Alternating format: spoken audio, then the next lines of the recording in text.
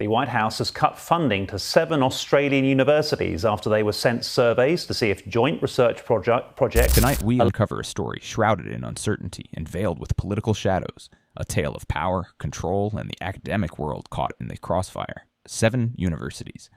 A tangled web of funding, influence, and a ghost from the past. The Trump administration.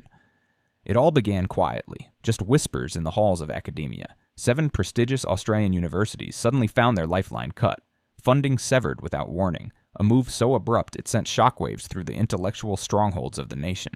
Monash, UNSW, Charles Darwin, UTSA, names that once stood proud now left questioning their future.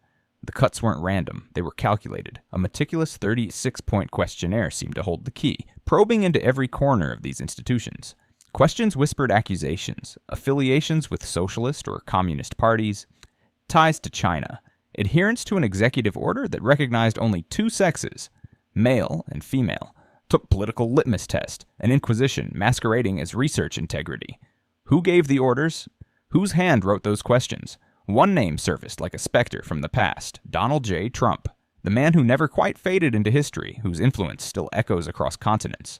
The Australian Academy of Science was quick to sound the alarm, warning Prime Minister Anthony Albanese to act before the darkness spreads.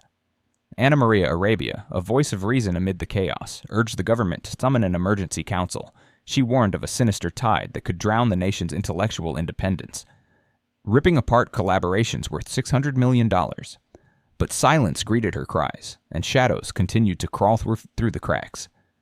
The Education Department acknowledged the cuts but remained tight-lipped, like guardians at the gates of some forbidden knowledge. The full extent of the damage? Unknown. The reasons behind the cuts? Shrouded in ambiguity. Education Minister Jason Clare merely shrugged, stating that the U.S. could fund whatever it pleased. But the real question lingered. What hidden agenda was guiding these decisions?